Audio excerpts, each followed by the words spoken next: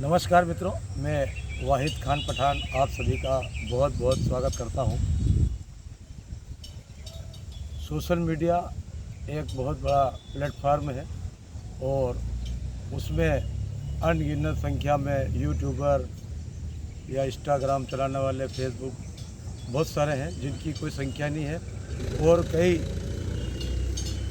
युवा और जो भी है इससे अपना रोज़गार भी चला रहे हैं और साथ ही समाज सेवा, देश सेवा भी कर रहे हैं। वहीं हम बात करें वर्तमान में पत्रकारिता के क्षेत्र की, तो पत्रकारिता के क्षेत्र में कई पत्रकार अपने अपने स्तर से अपने अपने कार्य को कर रहे हैं, परंतु इन्हीं सब के बीच एक वरिष्ठ पत्रकार श्री रवीश कुमार साहब, जिनके बारे में कहा जाता है कि ये एक जो टीवी चैनल था उस पर कार्य करते थे, परंतु उन्हें वहाँ से उन्होंने किसी कारणवश स्वयं के द्वारा त्याग पत्र दे दिया और उनके द्वारा अपने नाम से स्वयं रवीश कुमार ऑफिशियली एक यूट्यूब चैनल शुरुआत करी, जिसमें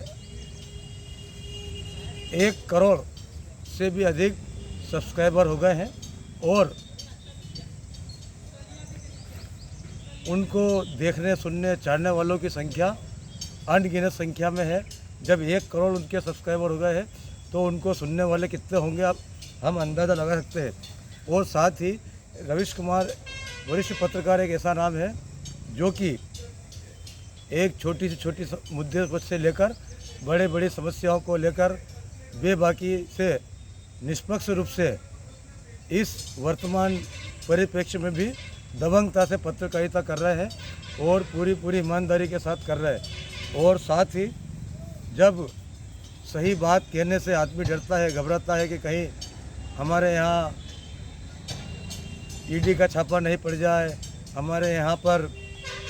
कुछ गलत नहीं हो जाए, ऐसे कहीं हमला ना हो जाए, कहीं झूठा नहीं फंसा दिया जाए, ऐसी बहुत सारी चीज़ें होने के बावजूद भी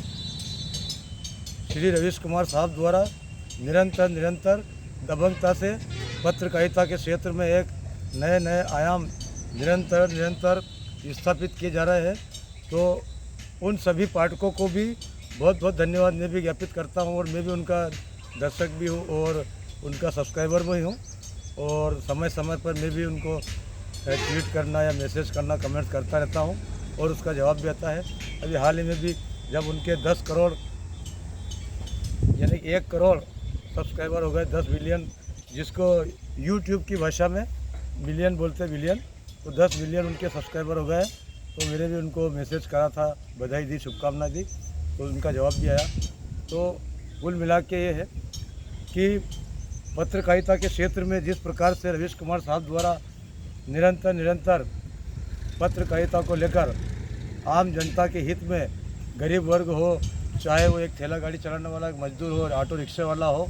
या कोई बड़े घपले हो, चाहे वो चुनावी चंदे के मामले का लेकर हो, इलेक्टोरल बॉन्ड का जो मामला हुआ था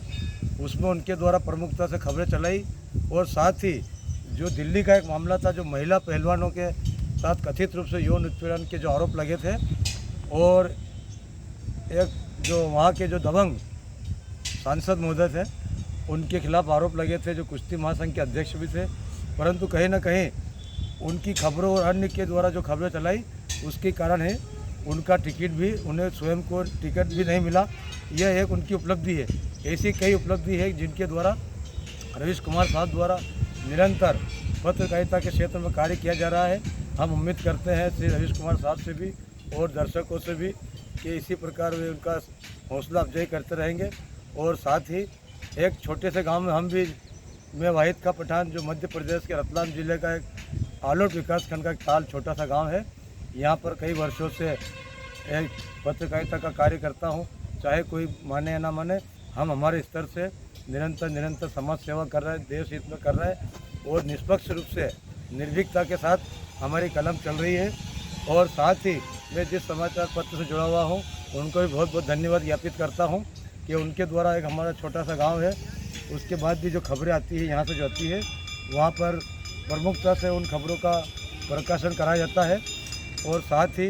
आप भी यदि चाहे तो मेरे यूट्यूब चैनल वाहिद खां पठान यूट्यूब चैनल उससे जुड़ सकते हैं। तो मित्रों, ये थे रवीश कुमार साहब के बारे में चर्चा। तो बहुत बहुत बधाई उन रवीश कुमार साहब को, उन दर्शकों को, और साथ ही जो सोशल मीडिया पर जो एक्टिव है, अच्छे से कार्य करें, सकारात्मक कार्य करें और देश हित में कार्य करें। ज़रूर आप अपना और हमारे देश का नाम रोशन करेंगे। मैं वाहिद खां पठान एक बार पुनः आप सभी का बहुत बहुत धन्यवाद ज्ञापित करता हूँ। नमस्कार, शुक्रिया।